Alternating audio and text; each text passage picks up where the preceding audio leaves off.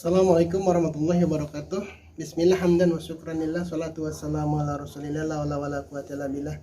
Sahabat sejati yang Allah muliakan, teriring doa dan salam semoga hingga kesempatan kali ini kita senantiasa dalam keadaan sehat walafiat, senantiasa dalam lindungan dan rahmat Allah subhanahu wa ta'ala. Amin amin ya rabbal alamin.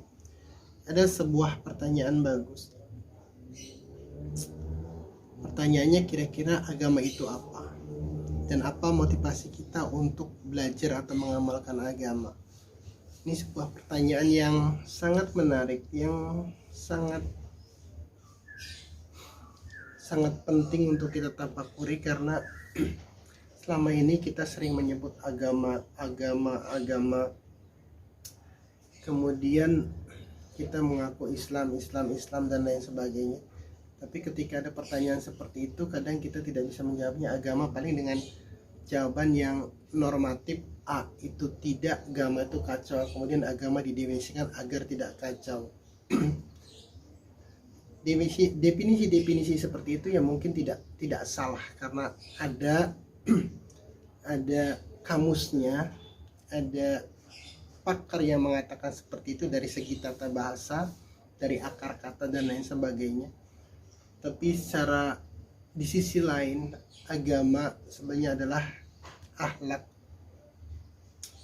adinu akhlak. Kemudian juga dengan sangat jelas baginda Rasul menyatakan, innama bu'istu liutamima makarimal akhlak, bahwa tidaklah aku diutus, kata beliau, untuk menyempurnakan akhlak. Jadi kehadiran beliau di tengah-tengah umat ini tidak lain untuk memperbaiki akhlak. Sarananya disebut agama, disebut yang dalam agama itu ada syariat. Jadi sekali lagi saya ulang, agama itu akhlak, yang kemudian di dalam agama itu ada syariat yang kemudian dijadikan tools, dijadikan alat untuk menata akhlak yang tadinya pemarah jadi peramah, yang tadinya kufur jadi syukur, yang tadinya syirik jadi bertauhid. Dan pada ujungnya, ketika seseorang sudah melaksanakan agama dengan benar, maka buah dari agama itu adalah akhlakul karim. Jadi kalau dalam tataran konsep mungkin bisa disampaikan bahwa syariat itu standar operating procedure, bagaimana kita menjalani kehidupan ini agar sesuai dengan ketentuan yang sudah digariskan oleh sang pemberi kehidupan.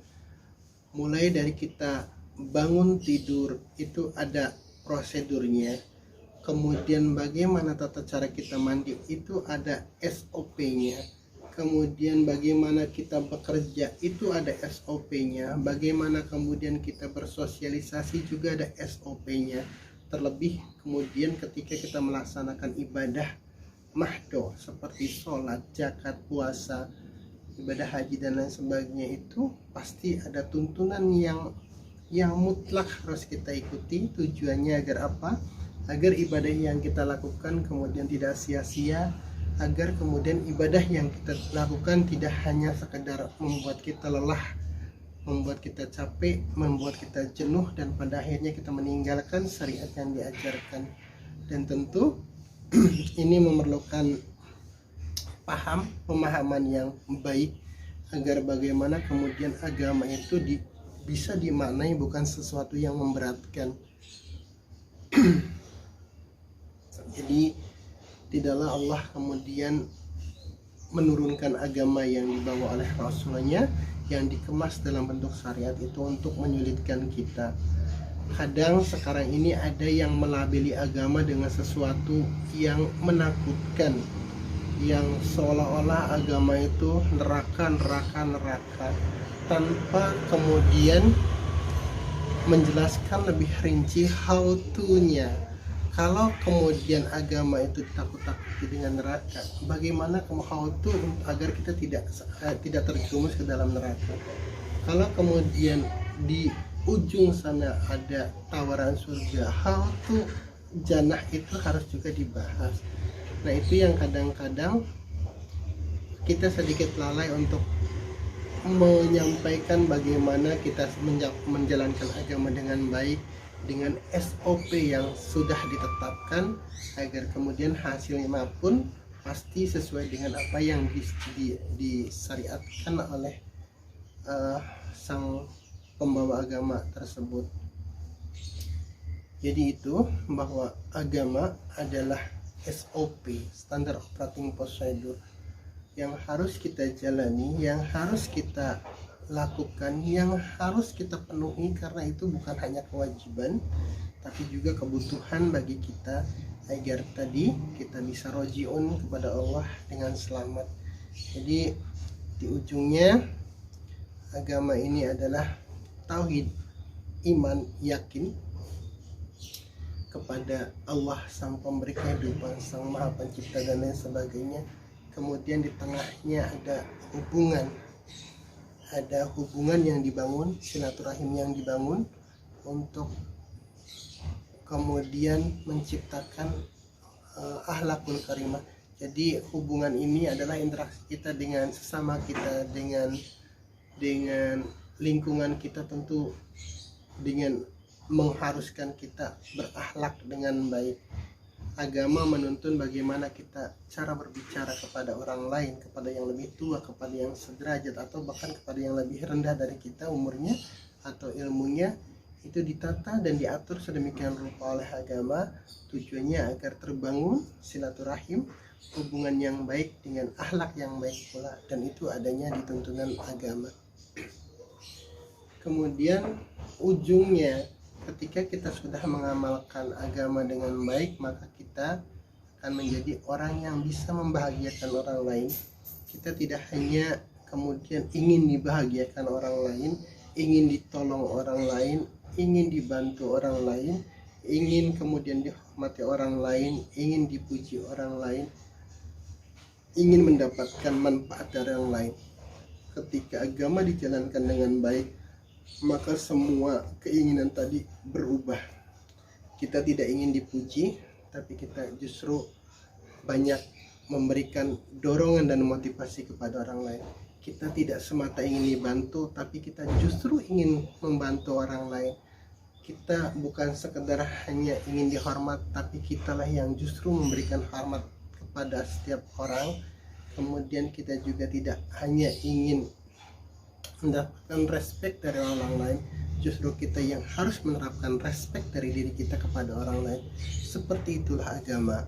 Agama adalah tatanan, tadi kan saya sampaikan SOP itu berisi kaidah-kaidah, aturan-aturan, step-step, langkah-langkah yang harus dilewati, yang harus dilaksanakan agar kemudian bisa mencapai tujuan, mendapatkan hasil yang sesuai dengan yang diinginkan. Tanpa menjalani SOP yang sesuai, tanpa menjalani standar yang sudah ditetapkan, maka hasilnya pun menjadi tanda tanya. Kalau kita menjalani hidup asal-asalan, maka ujungnya pun kita akan berantakan, tidak tahu apa yang akan kita capai. Kalau ibadah kita ibadah-ibadahan, kalau sholat kita sholatan, kalau zakat kita jakatan, kalau puasa kita puasaan, kalau haji kita hajian, maka sangat mungkin surganya pun akan dapat susurgaan, bukan surga yang sebenarnya. Jadi sekali lagi, agama adalah SOP yang tujuannya tidak lain untuk membuat atau menanamkan sifat dan akhlak baik, akhlak terpuji sebagaimana yang dicontohkan oleh baginda Rasul. Pertanyaan berikutnya, apa motivasinya agar kita bisa menjalankan agama ini dengan baik? Tadi sudah disebutkan, disinggung di awal bahwa agama sebenarnya bukan untuk mempersulit kita, tapi justru dengan agama ini Allah mengarahkan kita agar hidup kita menjadi jauh lebih mudah, lebih baik. Jadi motivasinya menjadikan agar kita menjalankan agama dengan baik, maka jadikanlah agama itu sebagai pakaian kita, sebagai kebutuhan kita.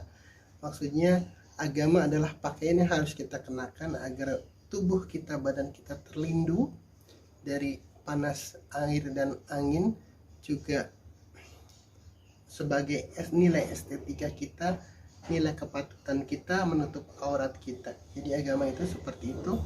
Agama itu harus kita kenakan dalam keseharian kita, karena itu akan menutupi aurat kita, menutupi atau menghilangkan sifat-sifat buruk kita, untuk kemudian kita tampil sebagai orang dengan akhlak yang baik, sebagaimana kita mengenakan pakaian yang baik pula. Jadi itu, semoga dengan menjadikan agama sebagai kebutuhan kita, maka kita akan jauh lebih ringan untuk mengamalkannya, karena tidak terbebani dengan doktrin-doktrin yang menyebutkan agama itu hanya neraka. Agama adalah kebutuhan kita setiap hari. Dalam hal apapun kita tidak perlu ada dikotomi bahwa ini urusan akhirat atau urusan dunia. Semuanya akan berimplikasi ke akhirat kita.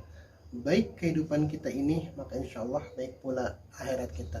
Baik kerja kita, maka insya Allah hasilnya pun baik pula. Baik cara bicara kita, insya Allah kemudian juga akan berimplikasi pada kehidupan kita, baik itu di dunia maupun akhirat kita. Jadi itu, semoga ini menjadi sedikit tambahan wawasan bagi saya khususnya, dan juga bagi sahabat sejati semua, bahwa agama adalah standar operating prosedur dari Allah agar untuk kita menjalani kehidupan dengan baik, dan buahnya adalah akhlakul karimah. Billahi taufiq wal hidayah. Wassalamualaikum warahmatullahi wabarakatuh.